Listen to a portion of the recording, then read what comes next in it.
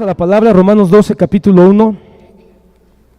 Por tanto, hermanos, les ruego por las misericordias de Dios que presenten sus cuerpos como sacrificio vivo y santo. Interesante que el apóstol Pablo ruegue, siendo él una autoridad en la iglesia, está rogando.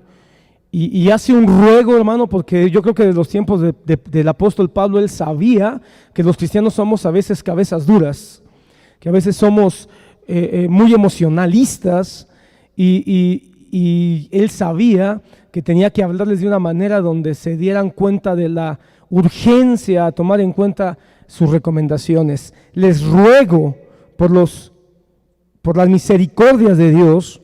Y yo quisiera hablar de las misericordias de Dios, que son muchas, pero Pablo da por sentado que la iglesia de Roma sabe cuáles son esas misericordias. Misericordias desde la vida natural hasta la expiación a través de Jesucristo. Que presenten vuestros cuerpos en sacrificio vivo. Fíjate que no dice que presenten vuestros espíritus ni vuestras almas. Pablo es más práctico. Vuestros cuerpos. Entendiendo que la manera en que nosotros trabajamos o expresamos con el cuerpo es la representación clara de lo que hay dentro de nuestro corazón. Como sacrificio vivo y santo, sacrificio vivo. La vida habla de dinamismo, la vida habla de energía, la vida habla de fuerza, la vida habla de avance, de caminar, de hacer algo. Solo los muertos no hacen nada. Presentéis vuestros cuerpos como sacrificio vivo. Si no hay acción, si no hay dinamismo, si no hay fuerza, no podemos estar hablando de vida. Y santo, y la santidad, hermano, habla de ser apartados, de ser diferentes, de ser algo distinto al mundo. Aquí hay mucho que hablar, hermano. Solamente estoy usando este verso, hermano, para provocar el tema. Pero solo aquí, hermano, cada palabra deberíamos de enfatizarla en nuestros corazones. Dice, aceptable a Dios, que es el culto racional.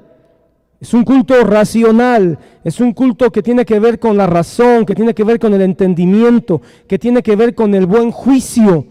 Y no se adapten a este mundo, y no se adapten a este mundo. La iglesia tiene que ser diferente, siempre ha sido diferente. Desde el principio de los siglos, hermano, la iglesia se distinguió por ser diferente, un faro en medio de la tormenta, hermano, una luz en medio de las tinieblas. La iglesia verdadera es diferente en su forma de todo, de hablar, de vestir, de actuar, de decidir. Y Pablo está apelando a que no nos adaptemos a este mundo, porque seguramente en los tiempos de la iglesia del principio, Roma y todas las iglesias en muchas partes estaban queriendo hacer las cosas como el mundo las hace, pensar que podían seguir teniendo participación en el mundo, y Pablo les dice, no, ustedes ya no son de este reino, son del reino de los cielos, son súbditos del reino de los cielos, y como súbditos del reino de los cielos tienen que tener otra manera de hacer las cosas, sino transfórmense mediante la renovación de su mente. ¿Cómo vamos a transformar nuestra mente? ¿Cómo lo vamos a hacer, hermano? ¿Poniendo las manos en la Biblia?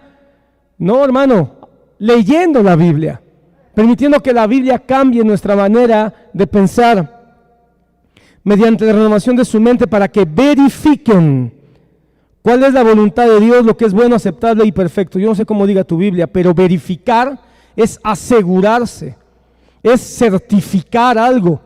Hermano, no puedes dar tú por sentado cuál es la voluntad de Dios solo porque tuviste un sueño, solo porque sentiste un momento de un éxtasis. Para verificar hay que dejar que nuestra mente sea cambiada, y la única manera de que nuestra mente va a ser cambiada es a través de la palabra de Dios. Lo que es bueno, aceptable y perfecto. La Biblia es lo bueno, aceptable y perfecto. Señor, bendice tu palabra y permite que esta nos ayude, Señor, en todo esto que el apóstol Pablo abunda. Quisiéramos, Padre, hoy hablar de cada palabra, de cada frase que estos 2 versículos dicen, Señor. Pero, Padre, permítenos avanzar en el mensaje que has puesto en nuestras vidas hoy, y que podamos provocar a que tu pueblo tenga hoy un entendimiento, una transformación en sus mentes, para verificar qué es lo bueno, aceptable y perfecto para nuestras vidas, como hijos primeramente, en lo individual, pero también como iglesia de Cristo, como la comunidad de los santos, llamados a ser súbditos del reino de los cielos. En el nombre de Cristo Jesús. Amén. Que Dios te bendiga. Puedes tomar tu lugar.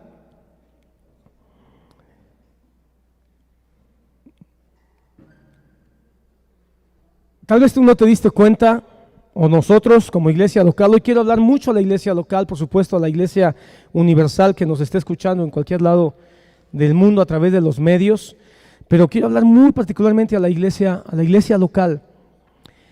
Quizás nosotros no nos dimos cuenta, hermanos, al inicio del siglo XXI, ya estamos en el año 21 del siglo XXI, ¿verdad? Y quizás no nos dimos cuenta nosotros, como iglesia local, de esto que el Espíritu Santo comenzó a hacer, porque nos encontrábamos un tanto distraídos y fuimos llevados en una esfera de confusión por la línea o por el brazo que nos encontrábamos. Recuerden, hermano, que nosotros nos encontramos secuestrados por muchos años. Esa es la palabra, fuimos secuestrados por muchos años.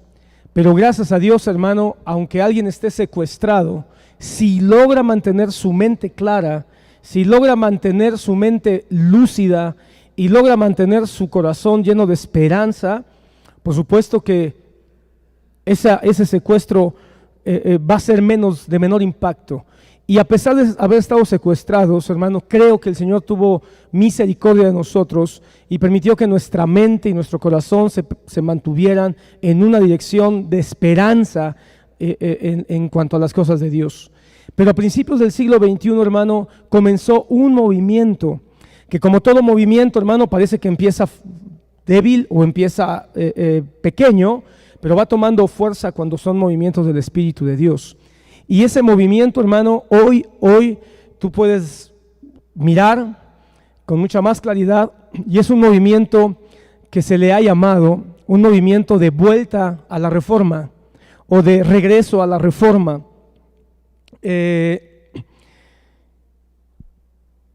este regreso a la reforma que Dios está provocando en muchos lados del mundo, de manera muy particular, hermano, en la iglesia latina, en la iglesia de habla hispana, tú puedes encontrar que hay un movimiento de iglesias, de ministros, donde están insistiendo en las doctrinas fundamentales que fueron enseñadas y que fueron expandidas por los reformadores del siglo XVI.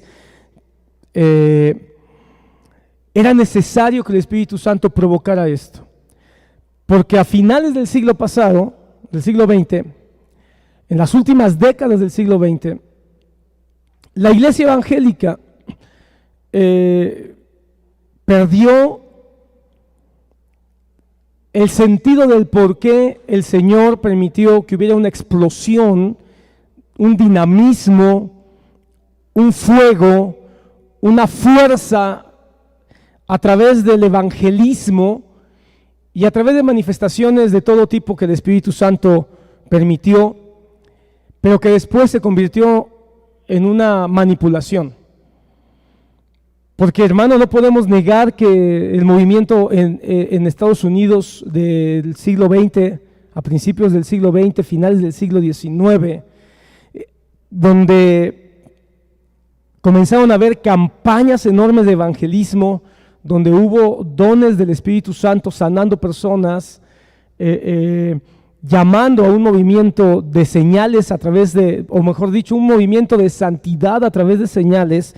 Tal vez era necesario a principios del siglo pasado, pero eventualmente, hermano, eso se comenzó a transgiversar y la iglesia comenzó a ponerle más énfasis a las señales que a la razón de las señales, ponerle más énfasis al emocionalismo que a la razón por la cual el Señor quería que la iglesia fuera tocada en sus emociones.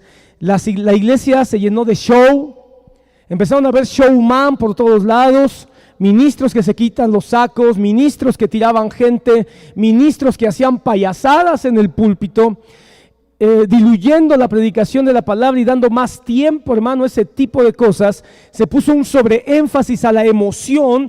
Los cultos comenzaron a considerarse que estaban siendo visitados por Dios si la gente se emocionaba, en vez de si la gente estaba aprendiendo algo acerca de Dios mismo. Y entonces, hermano, esos cultos donde la música empezó a tomar preponderancia, hermano, 2 horas de música, 3 horas de música, un tiempo limitado a la palabra de Dios y un énfasis, hermano, a los ministros, hermano, poniendo reflectores en los profetas, en los pseudoapóstoles, en los showman, en los sanadores, hermano, provocó que la iglesia se distrajera. Y hoy todavía hay mucha iglesia distraída en ese tipo de dirección. Hermano, yo quiero decirte que el doctor Otoniel Ríos Paredes fue un hombre que estuvo en contra de todo eso. El hermano Otoniel insistía en decir, cuidado con los showman, cuidado con meter al mundo a la iglesia, cuidado con meter la música del mundo a la iglesia. Sin embargo, hermano, fue inevitable. Y eso, hermano, provocó, hermano, el énfasis en las mega iglesias. El pensar que tener una mega iglesia era tener una iglesia exitosa. El pensar que tener un ministro carismático, en el buen sentido y en el mal sentido de la palabra carismático, era el éxito de una iglesia, hermano. Obviamente tenía que desatar que el Espíritu Santo, que es Dios, tuviera que intervenir. Y en esa intervención del Espíritu Santo se hizo necesario que las mentes del pueblo de Dios, de ese remanente que siempre ha tenido el Señor, fuera sacudido. Y entonces llamar a que las iglesias fueran provocadas a un regreso a la sana doctrina. Y en ese regreso de la sana doctrina es que surge este movimiento del Espíritu Santo, donde se le ha llamado un movimiento de regreso a la reforma. Ahora la pregunta es, nosotros, la Iglesia Bíblica de Jesucristo, Monte del Señor, ¿somos una iglesia reformada? Ese es el tema que yo quiero tratar contigo. ¿Somos una iglesia reformada o no? A muchos les causa problema porque piensan que si vamos a hablar de una iglesia reformada, piensan que estamos hablando de una denominación. Y no existe una denominación que se llame iglesia reformada. Piensan que hablar de ser una iglesia reformada, piensan que estamos hablando de ser una iglesia tradicional, de ser una iglesia legalista, de ser una iglesia anticuada. Y no hay nada de cierto en eso, no tiene nada que ver con eso. ¿Qué es entonces ser una iglesia reformada? Porque quizá después de este tema y de los temas que vamos a estar platicando durante los próximos domingos, quizás sea el momento perfecto para que muchos tomen su decisión acerca de continuar en esta iglesia o no. Con todo lo que eso significa, hermano. Con todo lo que eso implica. Porque si de por sí la iglesia ahorita en este momento, nuestra congregación se encuentra pasando por un momento muy difícil, en cuestión de financiamiento de todas las cosas, no estamos teniendo recursos, hermano, para cubrir muchas cosas que la iglesia necesita. Y decir que tal vez esto va a provocar que más gente tome su decisión de irse a otro lado, no importa, hermano, si tenemos que reducir más todavía los medios financieros que tenemos. No importa, porque alguien podría decir, pastor, ese es el momento para hacer algo, para ganar dinero.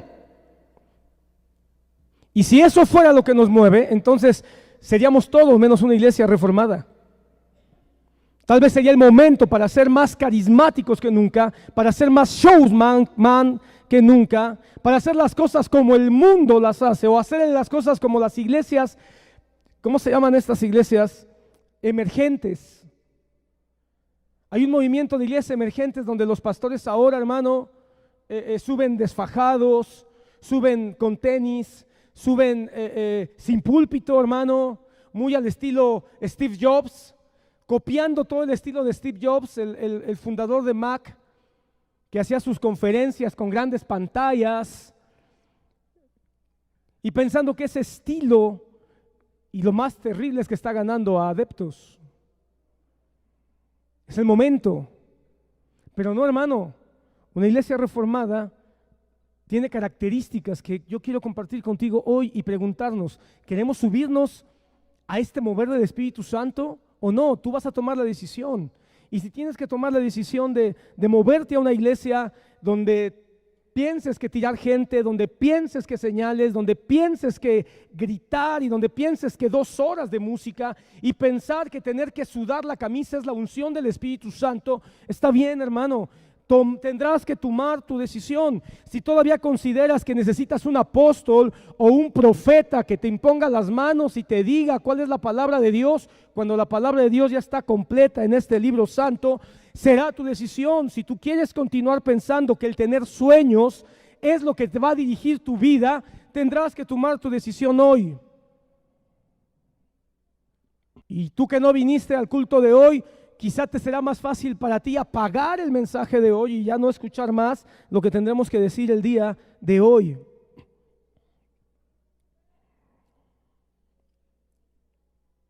Pero creo que tenemos que definir muy claramente y decirlo con toda claridad, hermano. El pastor de esta iglesia y los ancianos de esta iglesia hemos tomado la determinación de caminar hacia una ruta de regreso a la reforma. Digámoslo claramente, pero tenemos que decir qué es eso. Porque si no lo explicamos, puedes hacerte toda clase de ideas y pensar que vamos a regresar a costumbres antiguas. ¿Qué es una reforma? Tenemos que comenzar con eso. ¿Qué es una reforma? Quisiera que me acompañaras al libro de Segundo de Reyes, y realmente este es el pasaje que más voy a estar usando esta hora. Segundo de Reyes, capítulo 22. Versículo 10, en el nombre del Señor, pongamos atención a su palabra. El escriba Safán informó también al rey. ¿A cuál rey? Al rey Josías, para que nos pongamos en contexto, al rey Josías. Informó al rey: el sacerdote Hilcías me ha dado un libro. Y Safán lo leyó en la presencia del rey.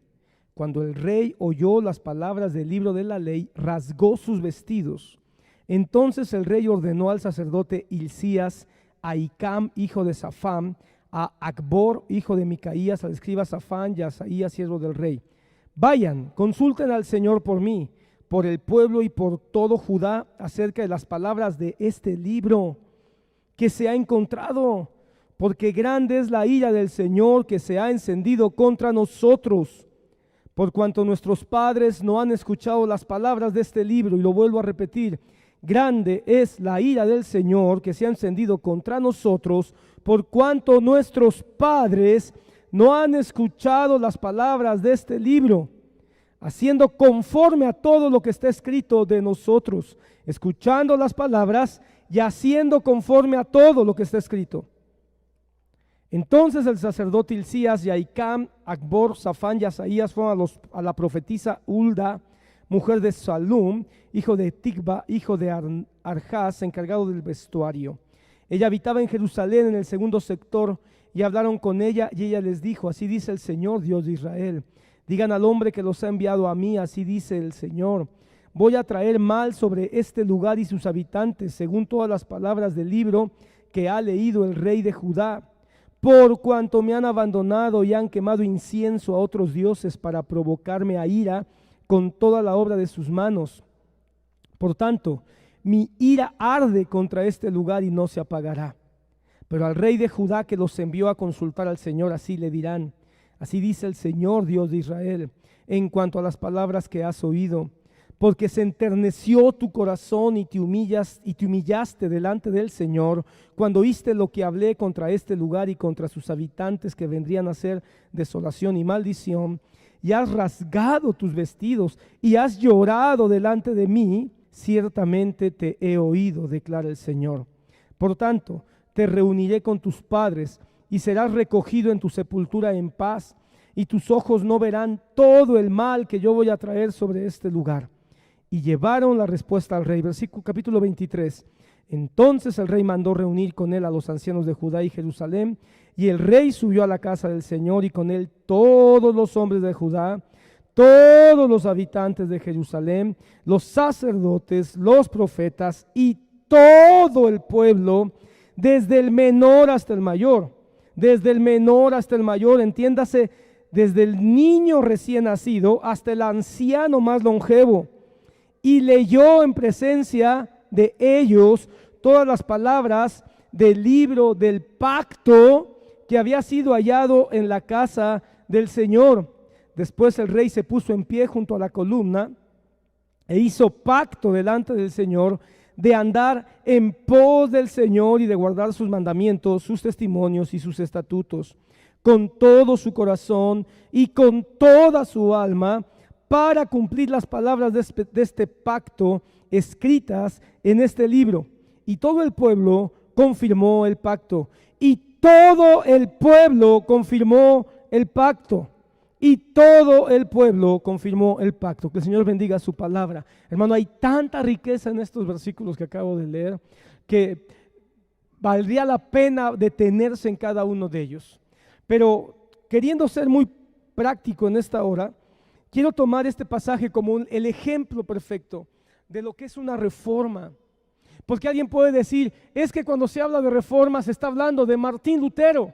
Y no vamos nosotros a regresar a lo que hizo Martín Lutero. Ojalá y hiciéramos lo que hizo Martín Lutero. Ojalá y regresáramos y hagáramos las cosas como Martín Lutero y los que siguieron después de él lo hicieron. Pero hermanos, la realidad es que la reforma no comenzó con Martín Lutero. Hermano, hay una reforma desde el Génesis. Porque en el Génesis 1, todo está en Génesis, hay una reforma, hermano.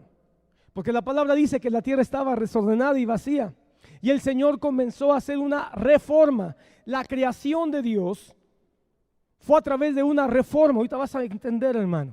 Cuando vino el diluvio, hermano, y el Señor acabó con todos los habitantes de la tierra a causa de su maldad, de su corrupción, de su violencia, etcétera, y el Señor salvó y preservó la vida de Noé, comenzó una reforma para volver a poblar toda la tierra. Más adelante, hermano, cuando el Señor saca a Moisés de Egipto y lo lleva al desierto, el Señor comenzó una reforma. Empezó a hacer algo nuevo. Hermano, una revolución es un cambio. Pero hermano, la revolución se caracteriza porque es un cambio violento. Es un cambio radical.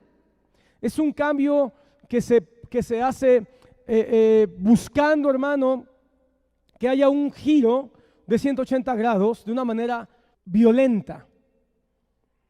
La reforma no es una revolución en ese sentido. Si nosotros queremos entender lo que significa la palabra reforma, tenemos que entender que se refiere al procedimiento que se realiza a fin de, escucha, modificar, mejorar, enmendar y actualizar algo. Lo vuelvo a repetir, modificar, mejorar, enmendar y actualizar algo. Entonces, hermano, la reforma no está buscando cambiar 180 grados las cosas, sino detectar aquello que está lastimado, está afectado, está ensuciado. Hermano, no es tirar la casa y construirla de nuevo.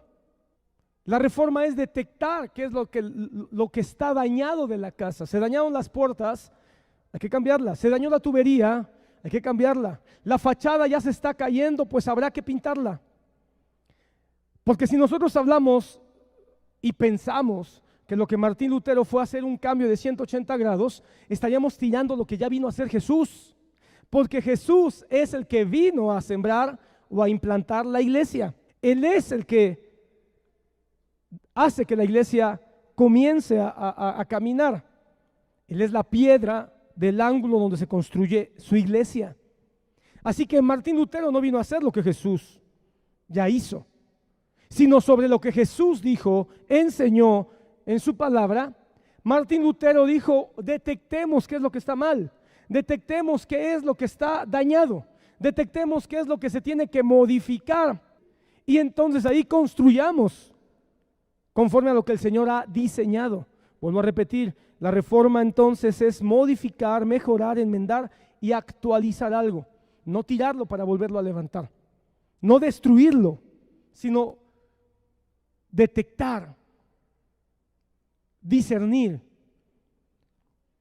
Se puede entonces considerar que una reforma no se presenta como un cambio radical y acelerado, sino como una transformación gradual de un sistema, de una estructura, de una institución, etcétera. En ese sentido, hermano, el Señor tuvo un plan desde el principio. Y ese plan, hermano, el hombre se ha encargado de destruirlo, como todo lo que el hombre hace. De destruirlo, de corromperlo, de ensuciarlo.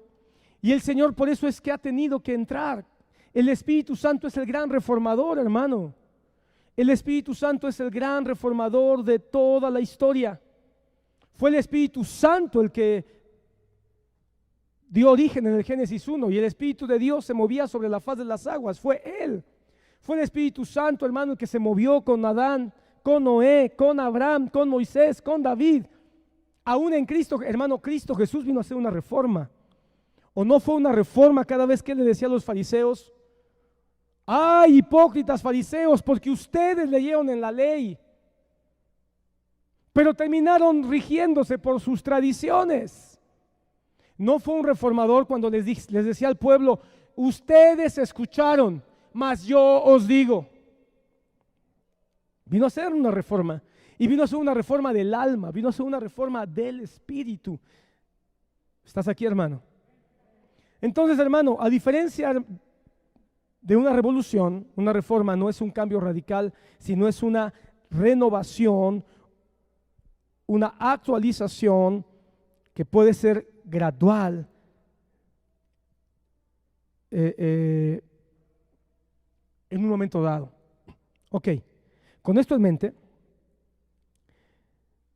¿por qué decimos que somos una iglesia reformada? Número uno, somos una iglesia reformada porque nos vinculamos directamente con nuestra historia evangélica, reconociendo que los reformadores del siglo XVI definieron lo que hoy es una iglesia bíblica. En otras palabras, la iglesia bíblica de Jesucristo, Monte del Señor, reconoce su historia bíblica, su historia evangélica, no más desvinculándonos, no más pensando que necesitamos revelaciones actuales, revelaciones místicas. Ya tenemos toda la revelación. Necesitamos ahora la iluminación del Espíritu Santo sobre lo que ya tenemos en su palabra. Nos conectamos con nuestra historia y reconocemos que el Señor ha usado y se ha manifestado en toda la historia de la iglesia. Y podemos aprender de tantos ministros que han sido respaldados por el Señor, como nosotros queramos, dependiendo de nuestra hambre y nuestro interés que tengamos. Pero cuando nosotros reconocemos a los reformadores del siglo XVI, también reconocemos a los padres de la iglesia, porque los reformadores del siglo XVI, hermano, no pienses que ellos recibieron la voz de un ángel. ¿Cómo fue que se le alumbró el entendimiento a Martín Lutero? Leyendo la Biblia. No vino un ángel, hermano, no tuvo un sueño. Leyendo la Biblia. Pero ellos construyeron, hermano, sobre aquellos que habían permanecido fieles a la palabra durante toda la Edad Media. Martín Lutero, hermano, estudió y leyó a Juan Hus. Supo quién era Savonarola. Todos aquellos que fueron pre-reformadores y que se opusieron a la corrupción de la Iglesia Católica. Pero lo que los reformadores lograron, porque el Espíritu Santo lo permitió, fue parte de la herencia de siglos atrás que ellos retomaron en la palabra. Reconociendo a los padres de la iglesia, Agustín, tal vez uno de los más importantes de la época de la iglesia de los padres, y por supuesto vinculados a Pablo. Hermano, fueron 3 libros los que Martín Lutero estudió de manera profusa cuando se opuso a todo el régimen católico. Romanos, Hebreos y Gálatas. Así que fue la Biblia la que lo saturó para poder exponer todo lo que el Señor le permitió y liberarse de la opresión que la Iglesia Católica estaba generando, no nada más espiritualmente, sino aún políticamente. Entonces nos vinculamos con Lutero, nos vinculamos con Calvino, nos vinculamos con Zwinglio, nos vinculamos con John Owen,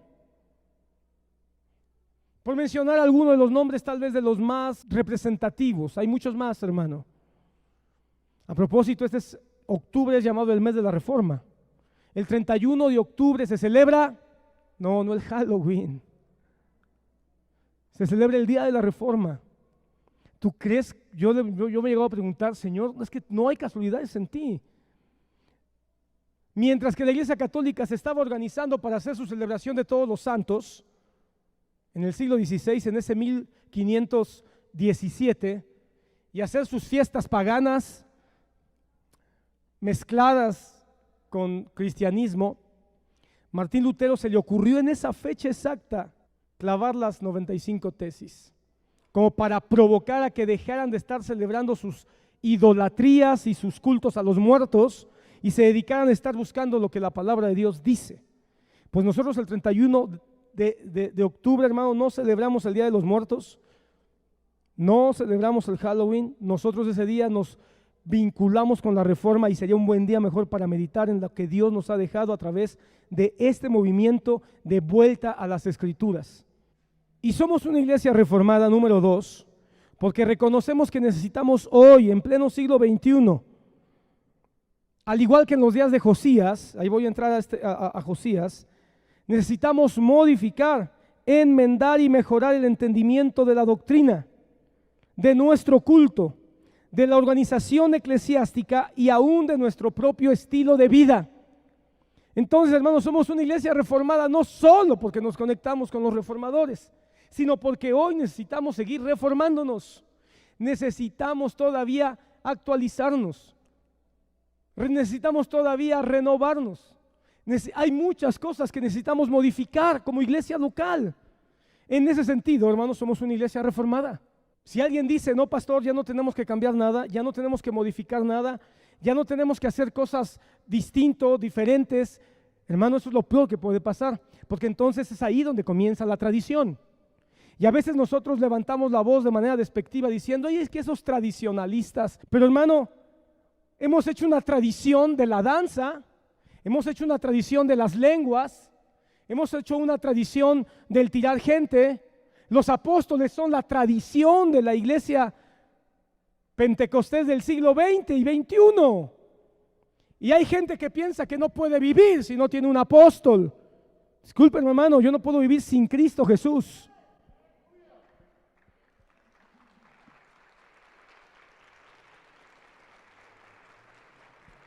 Y es más fuerte su tradición apostólica que la palabra de Dios. Así que, hermano, el movimiento pentecostal de los últimos 30 años es tradicionalista. Ya no es lo que fue a principios del siglo XX. Somos una iglesia entonces reformada porque necesitamos modificar muchas cosas. Yo necesito modificar mi vida. Yo necesito que mi vida se actualice. Yo necesito que mi vida sea renovada en muchas áreas. Por eso, hermano, necesitamos avanzar en la reforma. Calvino dijo, la reforma siempre reformándose. La reforma siempre reformándose. ¿Qué quería decir Calvino con esta frase? Él estaba reconociendo que el movimiento de reforma que ellos comenzaron no era absoluto, no era total, no era exhaustivo. Reconocía que todavía siempre se iba a necesitar que continuaran modificaciones, que continuaran actualizaciones. Porque, hermano, la casa, todas las casas tienden a corromperse, tienden a afectarse. De repente ya hay una gotera, de repente ya hay un vidrio roto y uno tiene que hacer algo. Tiene que cambiar el vidrio, tiene que arreglar la tubería del agua porque hay una gotera o tiene que impermeabilizar el techo. Porque si uno no hace eso, entonces eso va a seguir creciendo. ¿Te imaginas, hermano, qué absurdo sería que alguien tuviera una gotera y que el padre de familia dijera, dejémosla, dejémosla? Es la tradición, tener nuestra gotera. Y que al rato se convirtiera en un chorro y el hijo, ya se murió el papá, y el hijo le dijera, dejemos el chorrito, porque es la herencia de mi padre. Pues así de tonto es cuando continuamos haciendo las cosas que la palabra de Dios nos dice que no deberíamos estar haciendo. Cuando el sentido común en una casa nos dice que arreglemos esa gotera, pero el sentido santo de nuestro Dios maravilloso nos dice en su palabra que todo el tiempo hay que detectar qué hay que modificar y habrá que hacerlo conforme a la palabra de Dios. Entonces, hermano amado, somos una iglesia reformada porque reconocemos que necesitamos cambiar, porque reconocemos que necesitamos modificar, reconocemos que necesitamos avanzar. Es un trabajo constante, no automático, para que la gloria de Dios sea confirmada. Ahora, ¿cuál es el fundamento de una iglesia reformada? Cuando tú ves al rey Josías, el rey Josías a los 8 años comienza a ser rey, y cuando se convierte en un joven, mira qué bendición, a los 8 años fue instruido por los sacerdotes. Esa fue la bendición de Josías. Tuvo un sacerdote o varios que lo instruyeron, de tal manera que cuando él llega a la juventud, se convierte en un hombre, lo primero que él hace es decir: ¿por qué si me han dicho que Dios es lo más grande, si Dios es lo más importante, por qué está el templo hecho pedazos? ¿Por qué lo tenemos descuidado? ¿Por qué están las columnas cayéndose? ¿Por qué están los muebles tirados? Hermano, la palabra dice que el padre de Josías tiró el ábacro. Lo hizo a un lado para poner altares a otros dioses. Y Josías dice: ¿por qué está así el templo? Entonces Josías dijo: necesitamos hacer algo. Eso es reforma. Y él empezó a tener primero cuidado por el edificio. Y dijo: vamos a repararlo. Una reforma, si tú quieres, estructural. Pero mientras estaban limpiando todas las ruinas, los escombros, encontraron un libro. Los estudiosos presumen que pudo haber sido el libro de Deuteronomio.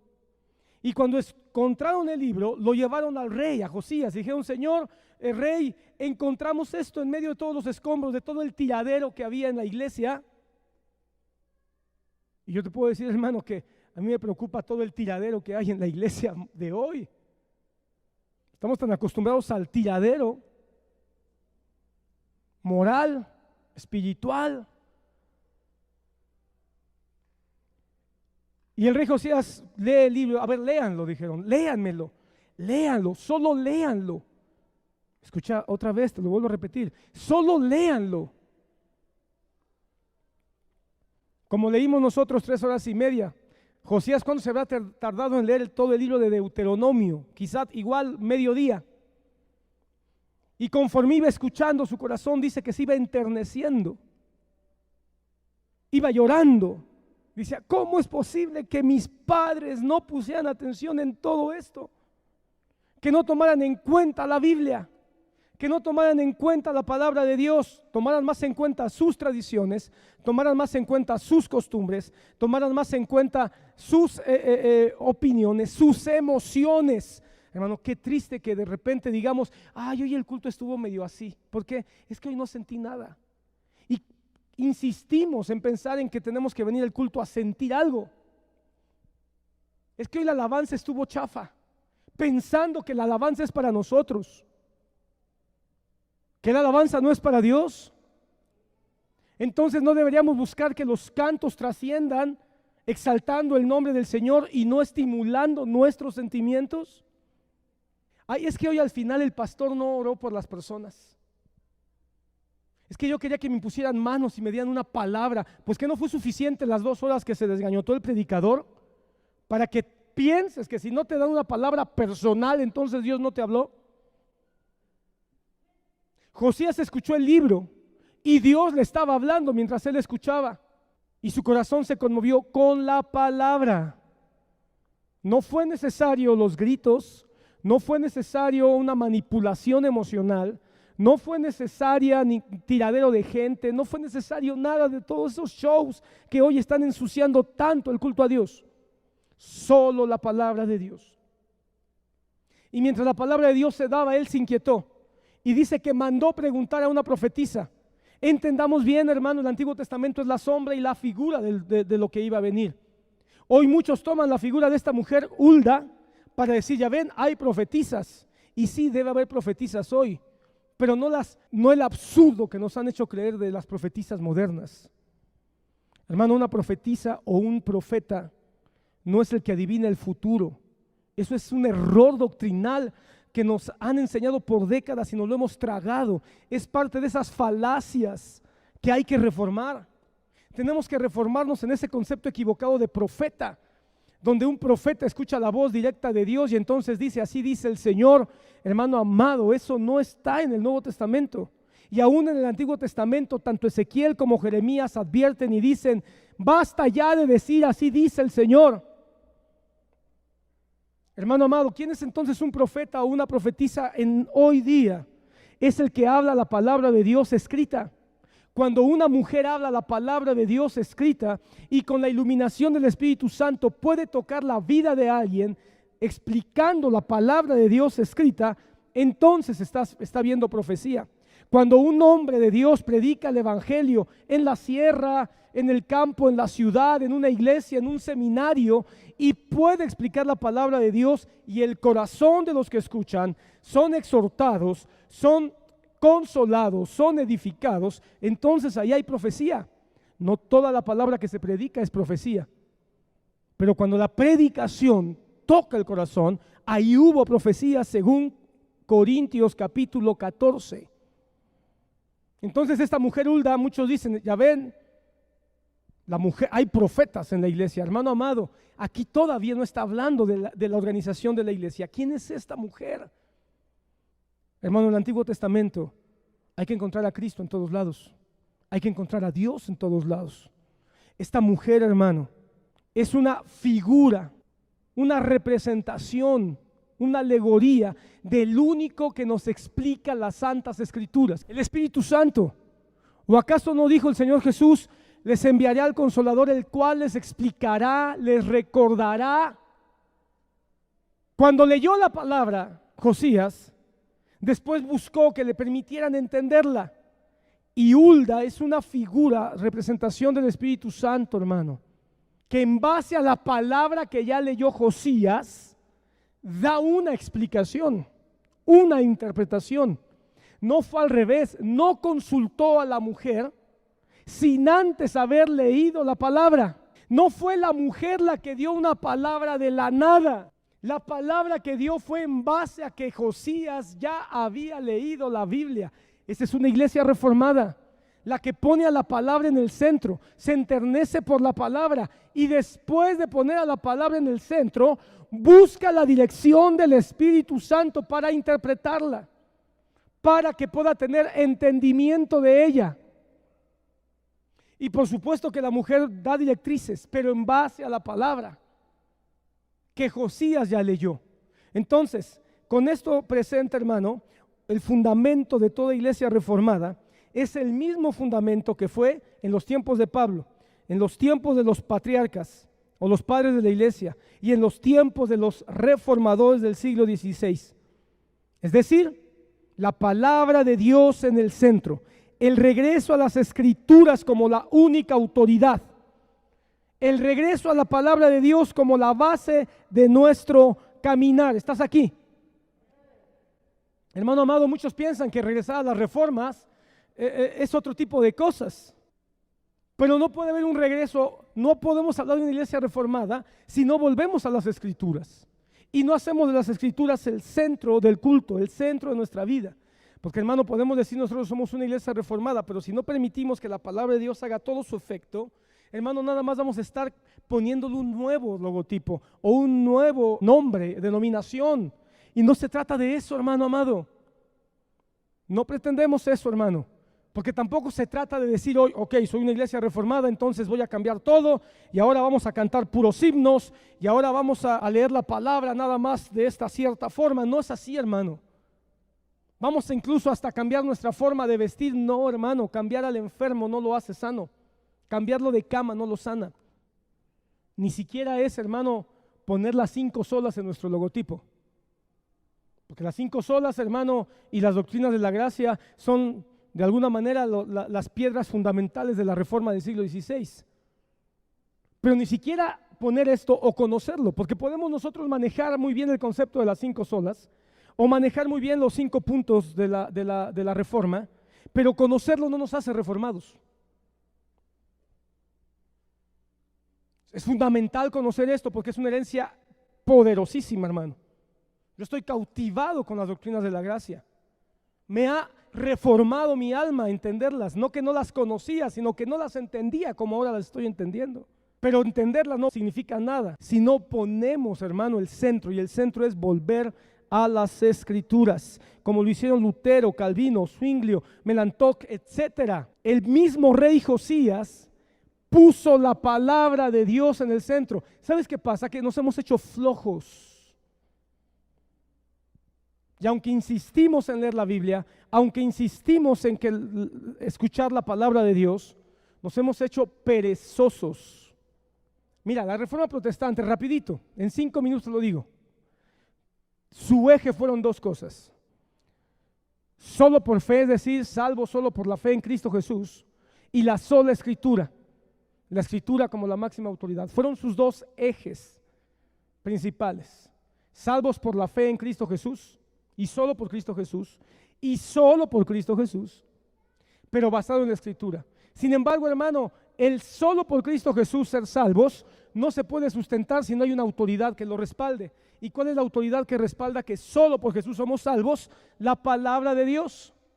Así que era importante poner la palabra de Dios como máxima autoridad, porque la autoridad de la palabra de Dios le va a dar fuerza, fundamento, impulso a todo lo demás, comenzando con solo por la fe en Cristo Jesús somos salvos.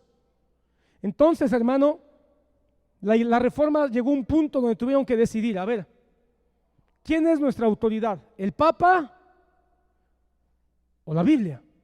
¿Lo que dice el Papa o lo que dice la Biblia? ¿A quién vamos a poner como autoridad para nuestra vida de fe? Y los reformadores comenzaron a ser realmente reformadores con esta decisión. Ahí nace realmente el espíritu de la Reforma. No más creerle al Papa, le creemos a la palabra de Dios. Una iglesia reformada hoy puede declarar: no le creo a los hombres, le creo a la palabra de Dios. Amén. No es ni siquiera el pastor mi máxima autoridad, es la palabra de Dios. Esto no implica que no se reconozcan autoridades delegadas, pero que sean delegadas porque la palabra de Dios los respalda y porque ellos le dan autoridad a la palabra. Si un pastor no le da autoridad a la palabra y le da más autoridad a sus sueños, le da más autoridad a sus experiencias, le da más autoridad a sus sentimientos, a sus imaginaciones, hermano, no podemos continuar con ese pastor.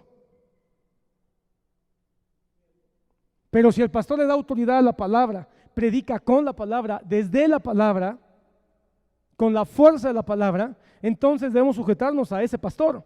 Así es como funciona. La palabra es lo que le da autoridad a todo lo demás. Entonces, hermano, ¿qué es lo que nos hace una iglesia reformada? Por principio, el regreso a las Escrituras. ¿Quién es tu autoridad final? La palabra de Dios. Jesucristo a través de la palabra de Dios. Hermano, esto fue lo que explotó en la famosa dieta de Worms. ¿Cuál fue la dieta de Worms? La reunión que tuvo Martín Lutero con el emperador y con los representantes del Papa, donde le pidieron que se retractara.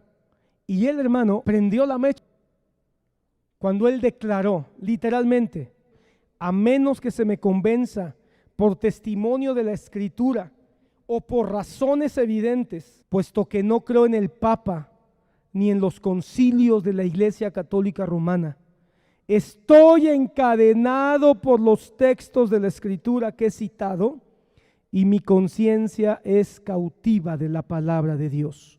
No puedo ni quiero retractarme de nada. En ese momento, hermano, Martín Lutero oficialmente se separó. Recuerda, hermano, Martín Lutero él no quería separarse de la Iglesia Católica, él quería reformar a la Iglesia Católica. Él tenía la esperanza de que todas las cosas que estaban mal pudieran renovarse, reconstruirse. Pero cuando se dio cuenta, hermano, que eso no iba a ser posible, entonces él dijo: tengo que reformarme conforme a la palabra de Dios, porque ellos no se quieren reformar. Y si ellos no se quieren reformar, yo me tengo que reformar. Y es así, hermano, como entonces él, declarando que su conciencia, que su vida, que su corazón estaban cautivos a la palabra de Dios y no al Papa y no a los concilios humanos, en ese momento se dio el famoso cisma de la Iglesia protestante y la Iglesia Católica Romana. Si nosotros tenemos que estar provocando cismas, pero por atar nuestra conciencia a la palabra de Dios y solo a la palabra de Dios, lo tendremos que hacer.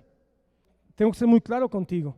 La Iglesia Bíblica de Jesucristo se identifica con la Reforma de manera completa en estos dos sentidos: la Reforma del siglo XVI y nuestra herencia histórica como iglesia evangélica, y somos una iglesia reformada porque reconocemos que hay cosas que tenemos que reformar de nuestro culto, de nuestra doctrina, de nuestra forma de hacer las cosas y de nuestra vida misma.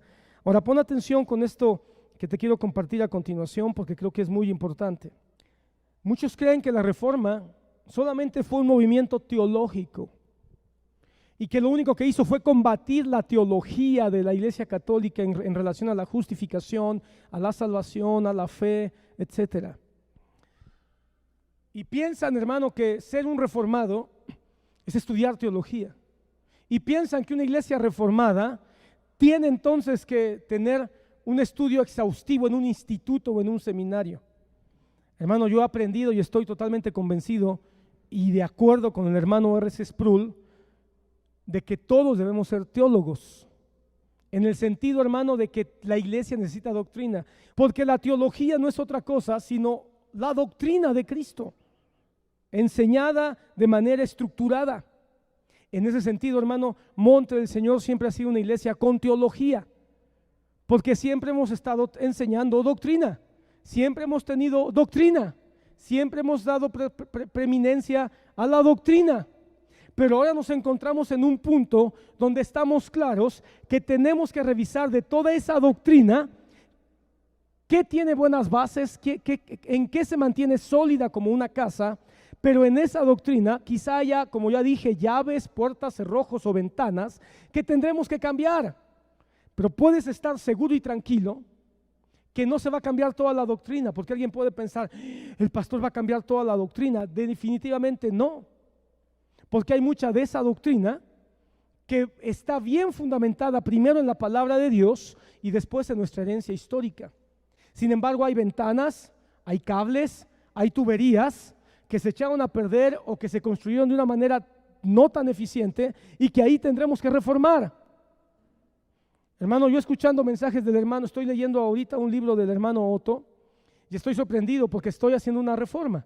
Porque por un lado digo, wow, el hermano Otto tenía una claridad de muchas enseñanzas de la reforma. Estoy leyendo un libro del hermano Otto, hermano, de transcripción de mensajes. Él no escribió libros, pero transcripciones de mensajes de él, donde él cita a Calvino, donde él cita a los reformadores y donde él cita conceptos en relación al pacto y al reino. Y yo digo, wow, veníamos con esta doctrina. Sin embargo, también de repente me brincan algunos asuntos que yo digo, creo que aquí tenemos que estudiarlo un poco más. Creo que aquí tenemos que revisarlo un poco más. Y eso es sano, hermano, porque nos damos cuenta que mucha de nuestra estructura, muchas de nuestras bases como iglesia de 30 años fue construida en buenas bases, con buenos pilotes, con buenos fundamentos, pero hay algunas cosas accesorias y algunas otras cosas más fundamentales que tendremos que reformar. Pero si alguien está con ese pensamiento, hoy quiero decirte, no, vamos a reformarnos, revisando aquello que haya que alinearlo a la palabra de Dios y a la historia, y aquello que ya está bien alineado, bien fuerte, bien en buen mantenimiento, habrá que preservarlo. Pero muchos piensan que la reforma es solo doctrina, es solo teología, es solo las doctrinas de la gracia, es solo las 5 solas, es solo la doctrina del pacto. Muchos piensan que es solo eso, pero no, hermano. La reforma es mucho más. El hermano Otto, hablando del doctor Otoniel, él decía, la mejor doctrina implica mejor vida. Y esto lo sabían los reformadores también. La mejor doctrina implica mejor vida. El movimiento de la reforma, hermano, fue tan poderoso, se diseminó de una manera tan rápida por Europa, no solamente por la teología, sino por los efectos que la teología hizo en las personas. No pienses que fueron nada más estos hombres que han pasado a la historia, teólogos, maestros, predicadores, pastores, los que hicieron la reforma. También la hicieron los campesinos, los obreros, los padres de familia, las madres de familia. Toda esa gente que no era un estudioso de un seminario, pero que comenzó a desarrollar amor a la palabra, amor a la Biblia, amor a Cristo, amor a la salvación, y empezó a encontrar libertad. Porque si algo nos ha dejado la reforma, es el volver a la doctrina de la libertad, no del control, no de la manipulación, ni del terror. Un hermano, un cristiano verdadero, un creyente verdadero, es libre del miedo, es libre del terror al infierno. Reconocemos que somos pecadores y que los pecados nos mandaban al infierno, pero que ahora por la gracia bendita de Cristo Jesús hemos sido liberados del infierno, pero también del miedo al infierno. Así que los creyentes en Cristo Jesús, hermanos, somos las personas más libres y con el menor miedo, o mejor dicho, libres de todo miedo. Eso es lo que vino a hacer el verdadero evangelio. Pero hermano, ¿en qué aspectos la reforma ha sido relevante? El regreso a las escrituras. A ver, vamos a dejar claro esto. A ver, cuando hablamos de que somos una iglesia reformada, es porque estamos regresando a las escrituras. Una iglesia reformada es aquella que regresa a las escrituras, no la que regresa a Martín Lutero. Martín Lutero comenzó la reforma, pero no nos vamos a hacer luteranos para ser reformados. No es adorar a Lutero, ni a Calvino, ni al doctor Otoniel Ríos Paredes, hermano. Ellos fueron maestros. Ellos nos antecedieron en la historia de la iglesia. Y muchas de sus enseñanzas han quedado plasmadas en libros sólidamente para que podamos nosotros aprender de ellas. Pero también cometieron errores, hermano. Hoy no voy a hablar de los errores de Lutero, ni de Calvino, ni del doctor Otoniel Ríos Paredes, pero todos cometieron errores. Sin embargo, lo que Dios les permitió plasmar de manera firme ha quedado como enseñanza a nosotros, pero no podemos citarlos a ellos por encima de la palabra. La iglesia reformada es una vuelta a las escrituras, es un regreso a las escrituras, como Josías. Por eso el texto que estamos estudiando es Josías. Josías volvió a las escrituras, Josías regresó a las escrituras, Josías se enterneció cuando leyó el libro de la ley. Y cuando leyó el libro de la ley, ¿qué fue lo que hizo? Juntó a los sacerdotes, es decir, a los ministros. Juntó a los príncipes, es decir, a los líderes. Juntó al pueblo, artistas, campesinos, obreros, artesanos, etcétera. Economistas, vendedores, comerciantes, ahí estaban. Desde el menor, no excluyó a los niños, hasta los más viejos. Es importante, la reforma, hermano, trabaja con los niños, trabaja con los viejos, trabaja con los que saben mucho y los que saben poco. Eso fue parte de su reforma. No más, hermano, la reforma del siglo XVI hizo algo parecido, porque la Iglesia Católica tenía secuestrada la Biblia y solamente decía que el Papa, los obispos, los sacerdotes, los frailes, etcétera, son los que podían leerla. Pero Martín Lutero dijo, no, la Biblia es para todos. La palabra de Dios es para que llegue a todos, desde el más pequeño hasta el más grande. Desde el que tiene muchos estudios universitarios hasta el que es pescador y tal vez no sabe ni leer ni escribir. La Biblia tiene que llegar a todos. Ser una iglesia bíblica, una iglesia reformada, es poner la Biblia al acceso de todos. Que todos accedan a ella y no haya pretexto para no leerla, no haya pretexto para no estudiarla. Entonces, hermano, ¿qué nos aporta la reforma y que nos sigue aportando hasta hoy y que debe ser característica de una iglesia reformada hoy en día? La iglesia reformada del siglo XVI sigue siendo el modelo. La iglesia de Josías o el movimiento de Josías en el pueblo de Israel sigue siendo el modelo. ¿Qué dejaron ellos? Pon atención. Número 1, un movimiento de santidad. Hermano, una iglesia reformada tiene un movimiento de santidad. Y me lamento mucho de que ya el tiempo haya avanzado porque quisiera abundar aquí. Hermano amado, no podemos hablar de que somos una iglesia reformada si dejamos de ver lo que es la santidad, si no aprendemos lo que es la santidad. Porque después de que venga la regeneración y la justificación en Cristo Jesús, el paso que continúa es la consagración y la santidad. ¿Y qué es la santificación? Ser distinto. Hermano, la reforma impactó al mundo por la multitud de hombres y mujeres que leyendo la Biblia y aprendiendo de la Biblia comenzaron a vivir diferente, es decir, fueron santos. Hermano, el apóstol Pablo a todos los que les escriben sus cartas les llama santos.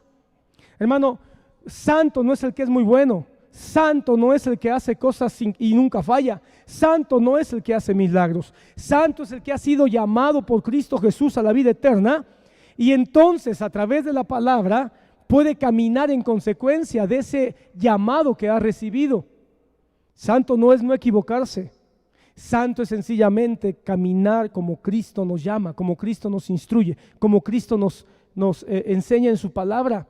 Somos la iglesia de los santos. Cuando alguien te diga, ¿qué? ¿Tú te crees muy santo? Dile, no, no me creo, soy santo. Aleluya. Soy santo, y no porque tú lo digas, ni porque te lo hayas ganado.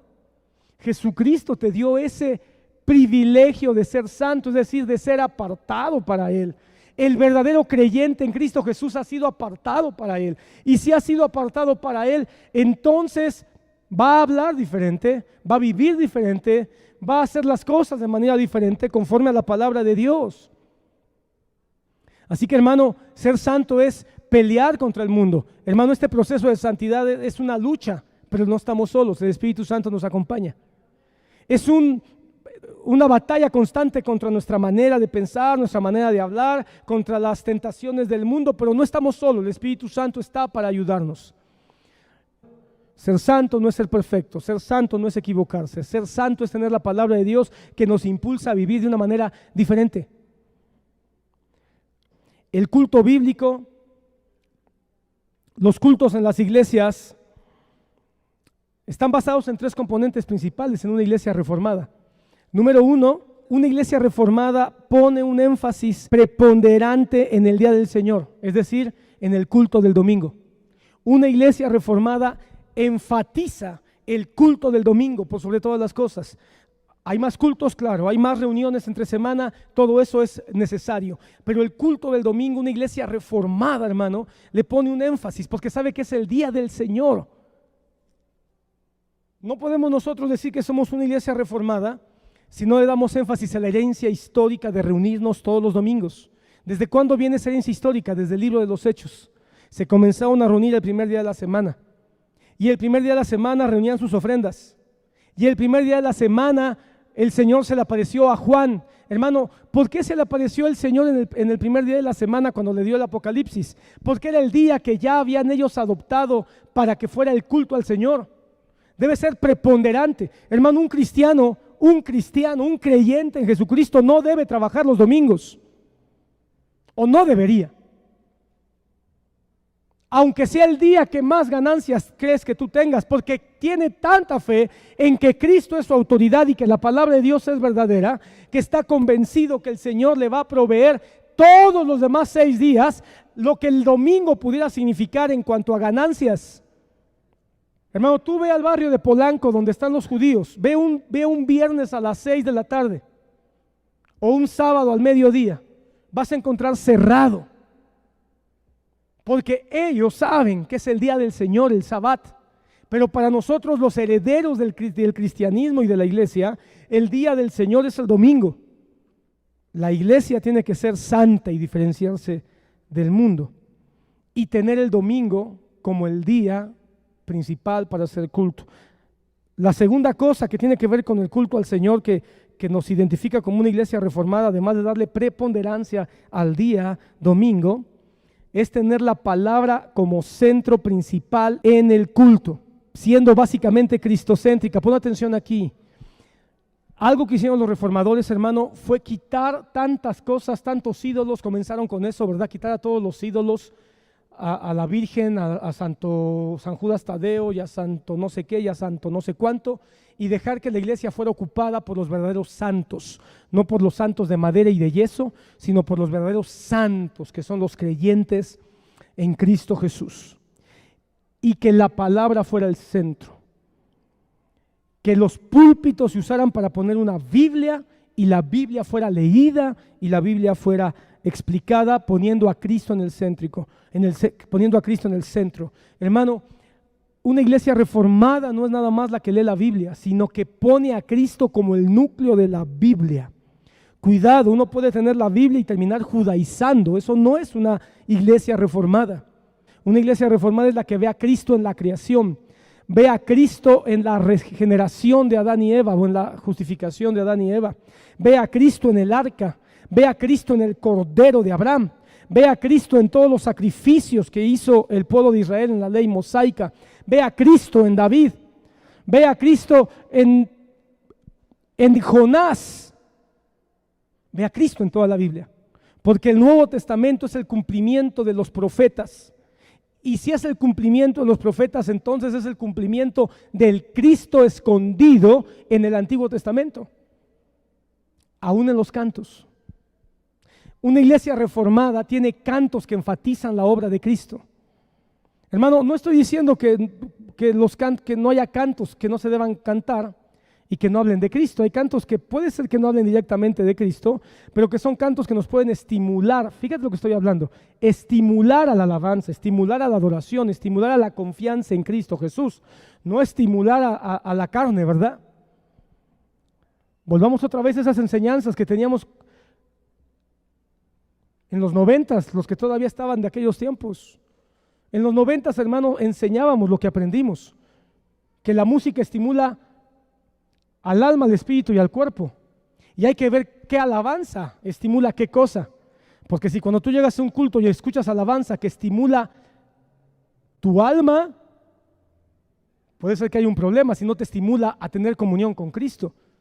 Porque hermano, hay hermanos que dicen, ese canto me gusta porque me hace llorar. Por eso te gusta. Ojalá te hiciera llorar para arrepentirte de tus pecados. Y hay otros que dicen, ese canto me gusta porque como que allí ya es la carne, ¿verdad? Si te estimula a gozarte y a regocijarte por la obra de Cristo en tu vida, pero si nada más te hace cantar o te hace danzar y ni siquiera sabes qué está diciendo la letra, creo que ahí hay un problema. Pon atención, una iglesia reformada, aún en los cantos, busca que la palabra de Dios esté presente. Aún en los cantos. Somos flojos, hermano. ¿Sabes que a la iglesia no le gustan los himnos o nos han quitado el gusto a los himnos en los últimos siglos? ¿Sabes por qué? Para no hacernos pensar. Porque los himnos, hermano, tienen una complejidad de letra. Gracias a Dios hoy tenemos la modernidad de las pantallas, ¿verdad? Antiguamente eran libros que se leían en las iglesias y se estaban dando ahí la vuelta a la hojita. Pero hermano amado, nos metieron los coritos. Y no que estén mal, a mí me encantan los coritos, hermano. Me gustan los coritos.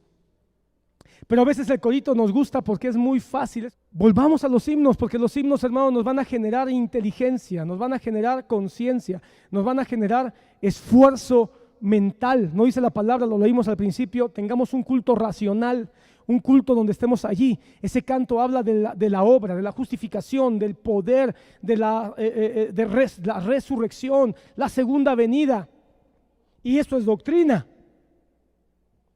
Saturemos nuestros cantos de doctrina para que nuestros hijos no nada más aprendan cantos, sino aprendan doctrina cantando. Son dos cosas diferentes. Y si tú te estás dando cuenta, hermano, estamos cantando himnos, ya ves, pensamos, hay himnos, eso qué aburrición, porque los himnos son antigüedades. Pues si te estás dando cuenta, hermano, hemos estado hoy, hermano, hoy fue un culto donde se cantaron varios himnos. De una manera donde la música fue una música actual, una música propia de nuestros tiempos, porque la música es verdad, la música va avanzando conforme a las épocas. Y te aseguro, hermano, que cuando John Wesley, no su hermano, ¿cómo se llamaba? Charles Wesley, se puso a hacer himnos, fue una revolución porque todos dijeron, ¿cómo esos himnos? Nunca se habían cantado esa clase de himnos. Sin embargo, en aquel momento fue un escándalo porque musicalmente era una cosa propia de la época. Hoy estamos cantando himnos, no con reggaetón, no con rock pesado, no con heavy metal, no con guaracha, no con nada de eso, hermano, puedes estar seguro, pero sí con música que es muy propia de nuestra cultura, muy propia de nuestro tiempo, muy propia del momento en que Dios nos ha puesto, pero guardando la pureza, la grandeza y la profundidad doctrinal que estos cantos pueden tener para nosotros. Pero yo te quiero invitar a que ames nuestra herencia a través de los himnos que también el Señor nos ha dejado como parte de nuestro crecimiento. Y finalmente, el tercer componente que la reforma: primero, cultos dominicales como el Día del Señor; segundo, la palabra como centro principal; siendo esta cristocéntrica. Y tercero, evitar todo lo que distraiga de manera excesiva y pudiera provocar a la idolatría. Eso es otra característica de la iglesia reformada. Todo aquello que invita a la idolatría hay que quitarlo. Imágenes de yeso, imágenes de tela, retablos, pero también ministros. Ni los ministros que predican ni los ministros que tocan alabanza deben ser objeto de idolatría. Así que, hermano amado, tú tienes que venir a ver solo a Cristo y su palabra. Los miércoles, hermano, ya comenzamos a estudiar la Confesión de Fe de Londres de 1689, que es parte de la herencia de la Reforma en la historia, que nos deja fundamentos de la doctrina que estamos estudiando hoy. Pero resulta que algunos consideran que si el pastor nos da el culto del miércoles, entonces no vienen al miércoles. ¿Sabes cómo se llama eso? Se llama idolatría. Le haces daño a tu vida, le haces daño al pastor. Algunos piensan que es un halago. No, pastor, es que cuando usted no va la gente, porque la gente solo lo ve a usted, pues eres un idólatra. Con eso, hermano, me dan ganas de no volver a predicar los miércoles. Y los domingos a lo mejor de vez en cuando. Pero no lo voy a dejar hacer porque tampoco predico por ti. Porque si yo comenzara a predicar por ti, entonces el ídolo sería la iglesia. Porque tanto la iglesia o los congregantes pueden hacer un ídolo de sus pastores, como los pastores pueden terminar siendo ídolos de sus congregantes. Eso está en ambos lados. Seguiré predicando conforme al plan que tenemos los miércoles y seguiremos predicando conforme al plan que tenemos para los domingos. Y tú tendrás que matar esa idolatría porque es otro componente de una iglesia reformada. Una iglesia reformada no tiene ídolos, ni siquiera sus predicadores son sus ídolos. Reciben la palabra de Dios con humildad y con libertad del vaso que Dios disponga para que la palabra de Dios sea dada. Porque lo más importante cuando se predica la palabra es la palabra, no el ministro. Eso no significa que podamos tener a lo mejor mayor identidad con la forma de dar la palabra con un ministro o con otro, pero eso es una cosa y otra cosa es decir, si no predica este pastor, entonces yo me voy. Ok, ¿qué más nos dejó la iglesia de la Reforma que nos debe de convertir en una iglesia reformada hoy en día? Una búsqueda de influenciar positivamente a la sociedad.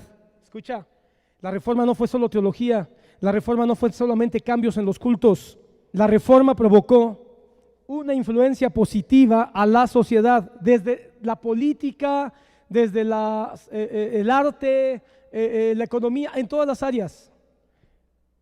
Una iglesia reformada influye de manera positiva. ¿Esto qué significa? Que nos convertimos en buenos ciudadanos. Una iglesia reformada hace buenos ciudadanos, porque la palabra de Dios hace buenas personas. Ya no somos más hijos de Satanás, ya no somos más hijos de la mentira, ya no somos más hijos del robo. Hermanos, si somos buenos ciudadanos, hermano, es porque la palabra de Dios nos da elementos para que nosotros podamos tener una buena moral. Oye, hermano, el mundo está peleado con la moral. Dice eso de la moral. Hermano, a mí me da risa cuando yo veo en el mundo que dicen hay que matar, es que la moral impide que haya aborto. La moral no acepta a los homosexuales. Bueno, entonces si no hay que aceptar nada que sea moral, pues entonces vamos a matarnos, vamos a robarnos. Si la moral no tiene valor para hacer leyes, ¿por qué hay leyes contra el robo, contra el asesinato, contra el secuestro? Si la moral no debería de influir en la toma de decisiones si se aborta o no se aborta. Es un problema, hermano. Los cristianos tenemos una moral basada en los 10 mandamientos. Hermano, ¿tú crees que los 10 mandamientos están vigentes? Claro que están vigentes. Jesucristo, hermano, vino a cumplir los mandamientos, pero no vino a hacernos a nosotros ajenos a ellos. Nos vino a dar el buen espíritu, el buen concepto y la buena práctica en libertad, ya no en imposición, de los 10 mandamientos. Cada uno de los 10 mandamientos, una iglesia reformada, tiene que tenerlos presentes para que sean parte de su vida.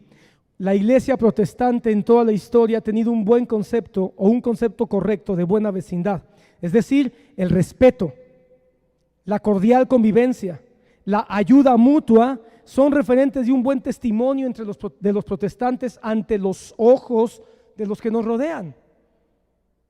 La iglesia protestante tiene que ser un buen vecino.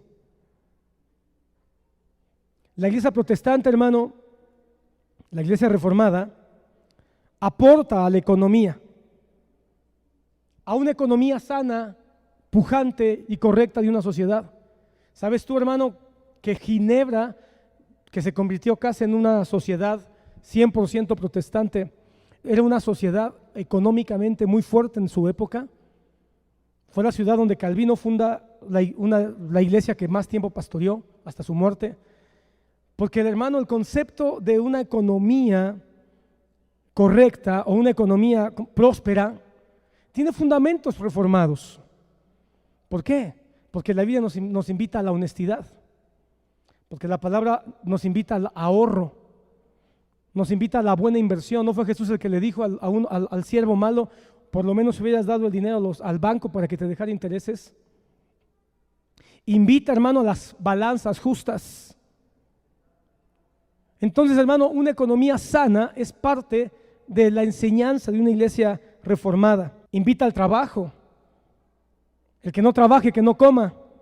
A servir a Dios y no al ojo del amo. Entonces la iglesia reformada hace buenos trabajadores, hace buenos empleados, hace buenos inversionistas, hace buenos patrones. Una iglesia reformada entonces sabe que no es solo teología, es ser buen ciudadano, ser buen vecino, ser buen empleado, ser un buen trabajador. Hermano, la iglesia reformada permitió que la práctica del derecho evolucionara después de la reforma. Antes de la reforma había injusticias, hermano. Antes de la reforma había persecuciones. Antes de la reforma, hermano, primero se mataba y después se averiguaba. Tú sabes que después de la reforma vino la contrarreforma y la iglesia católica siguió persiguiendo, haciendo sus juicios, ¿cómo le llamaban? Juicios, tiene un nombre, cuando es un juicio donde no hay oportunidad a la defensa, persecución de brujas, etcétera. ¿Cuántos científicos no murieron por una injusticia mística? Bueno, la iglesia reformada apela al buen juicio, apela a la razón, al raciocinio, a la investigación. Por lo tanto, el derecho se vio grandemente beneficiado. Nuestros gobiernos no entienden eso. Nuestros gobiernos se están apartando de la Biblia.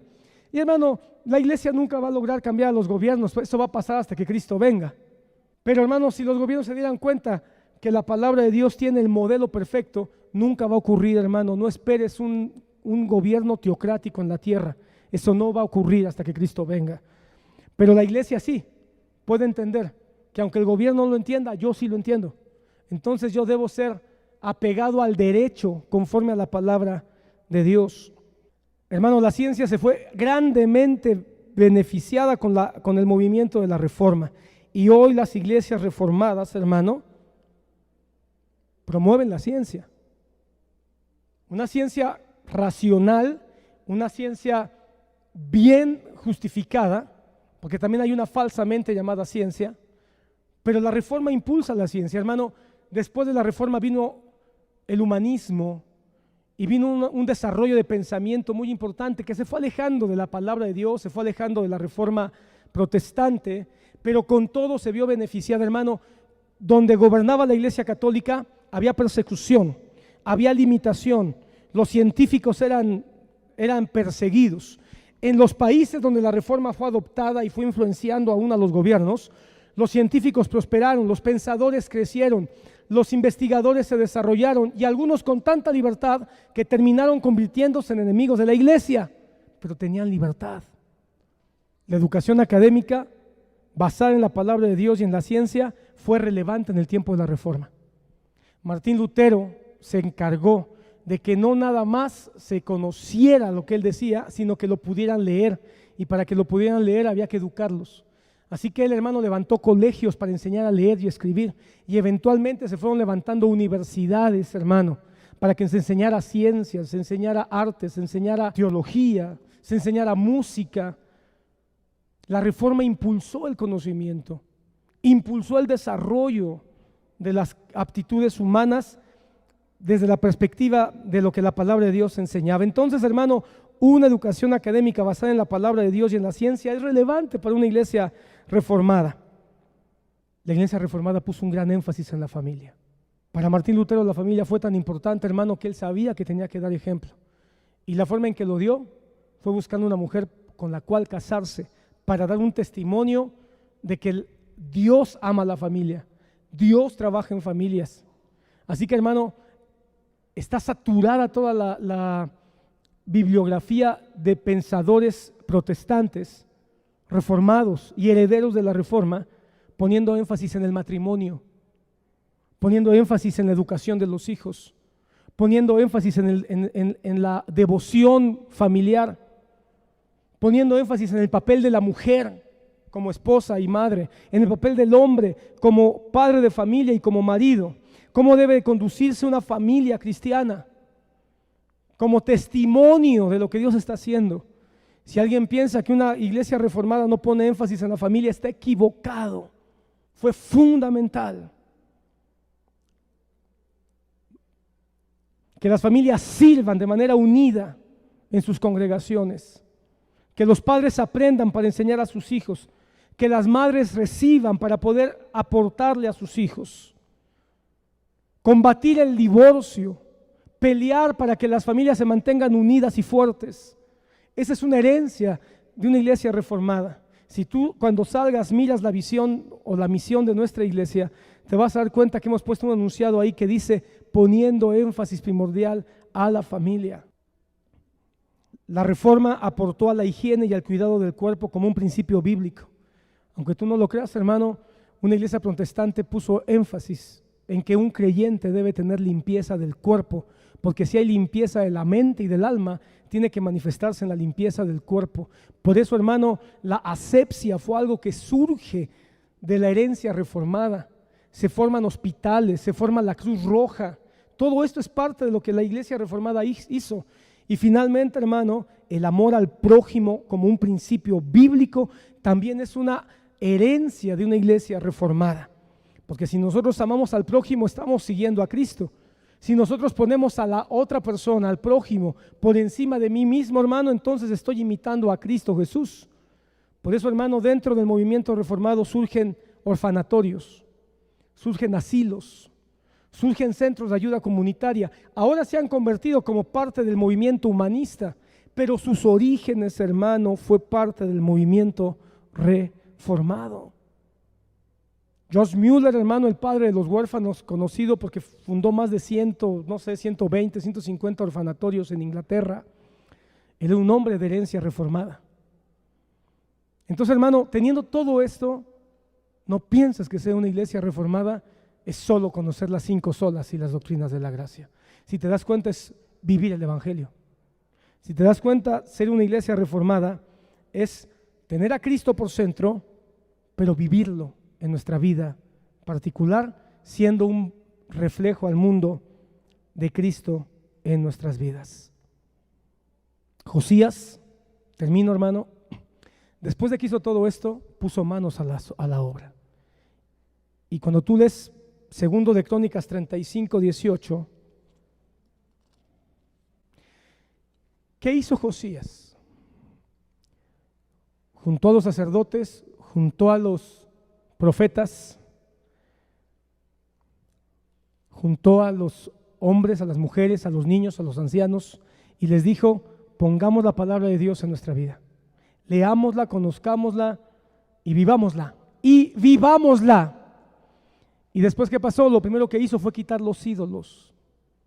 Quitó todos los ídolos, quitó las aceras, quitó los altares, restauró el templo, volvió a poner bases, restauró el culto, volvió a poner el ábacro, volvió a leerse la palabra de Dios, etcétera, etcétera, etcétera. Se leyó la Biblia de manera constante. Y después de que hizo todo eso, dice en el capítulo 35, versículo 18: no se había celebrado una Pascua como esta en Israel desde los días del profeta Samuel. Tampoco ninguno de los reyes de Israel había celebrado una Pascua como la que celebró Josías con los sacerdotes, los levitas y todos los de Judá e Israel que estaban presentes y los habitantes de Jerusalén. Desde los tiempos de Samuel, ¿sabes cuándo es eso? Desde los tiempos de los jueces. No se había celebrado una Pascua. Y la Pascua era la celebración más importante porque era la celebración que hablaba de la liberación del pueblo. Pasaron tantos reyes, no sé, estamos hablando de más de 100 años quizá. Y no se había celebrado Pascua. ¿Sabes qué significa eso? Que ya no tenían una memoria de su salvación. No tenían una memoria de su liberación. No tenían una memoria del brazo fuerte con el cual el Señor los había sacado del pecado y los había llamado a una nueva vida. ¿Qué es la Pascua para nosotros como iglesia? Es el santo memorial del sacrificio de Cristo. Para nosotros esto en figura es la Santa Cena. Nosotros no celebramos Pascua, celebramos el nuevo pacto. ¿Te recuerdas que Josías dice que hizo pacto y que celebró el pacto? Pues estaba celebrando el pacto de la Pascua, el pacto del Cordero inmolado que con su sangre nos libró de la muerte. Para nosotros ese Cordero inmolado se llama Jesús y nos libró del pecado y nos libró de la muerte eterna. Y cuando hizo esa Pascua dice que nunca se había celebrado una Pascua. ¿Qué quiere decir? Que la parte de la reforma que Josías hizo fue darle una parte preponderante a la salvación, a la justificación, a la liberación de su pueblo. Por eso, hermano, una iglesia reformada tiene como centro a Cristo. Tiene como objeto de todo su culto, adoración, alabanza, amor, etcétera, a Cristo Jesús. No nada más cuando tenemos Santa Cena. La Santa Cena es muy importante para una iglesia reformada. Hermano, fue el gran debate. ¿Por qué fue el gran debate entre Lutero y Calvino la Santa Cena? ¿Por qué? Y Zwinglio también metido ahí en medio. ¿Por qué fue el gran debate? Porque sabían que la Santa Cena era muy importante. Lo que estaba haciendo la Iglesia Católica era una burla, era un show. Había que rescatar el gran memorial del sacrificio de Cristo. Una iglesia reformada sabe que la Santa Cena es muy importante por todo lo que representa. Y sabe que la Santa Cena es el gran memorial que nos dice: Cristo es el centro, Él murió por ti, Él te salvó, Él te justificó, Él te perdonó tus pecados, Él te transformó, Él te trajo de vida, de muerte a novedad de vida. Antes la ira de Dios estaba sobre ti, mas ahora eres hijo y puedes entrar con libertad y confianza hasta el trono del Padre. No saques a Jesús de tu vida. Pon a Jesús como parte primordial de tu oración, de tu canto, de tu alabanza, de tu caminar, de tus negocios, de tus decisiones, de tus estudios, de tu matrimonio, de tus hijos. En todo lo que hagas, pon a Cristo, porque Él es el centro. Y Josías cierra este periodo de reforma diciendo: volvamos a poner al Cordero de Dios que nos liberó. En el caso de Josías, recordar que nos sacó de Egipto. En el caso de nosotros, que nos liberó del pecado y del infierno. Esto es una iglesia reformada. Y nosotros como iglesia reformada tenemos que ser reformados en todas estas áreas todavía. Así que, hermano amado, perdón si te cansé un poquito, pero espero que hoy te quede un poco claro por qué la iglesia bíblica de Jesucristo es una iglesia reformada. Y espero que te haya quedado tan claro que sepas que es porque, número uno, la Biblia es el centro. Número dos, nuestra vida está siendo llamada a la santidad y a ser diferente. Y número tres, porque tenemos a Cristo como el centro de nuestra alabanza. Si podemos resumir el mensaje de hoy, tenemos que hacerlo así. Somos una iglesia reformada porque tenemos la Biblia como nuestra máxima autoridad. Porque creemos que nuestra vida va a ser impactada y cambiada para ser llevados a la santidad con todo lo que esto implica, ser diferentes al mundo. Y tercero, Cristo es el centro y el núcleo de todos nuestros cultos.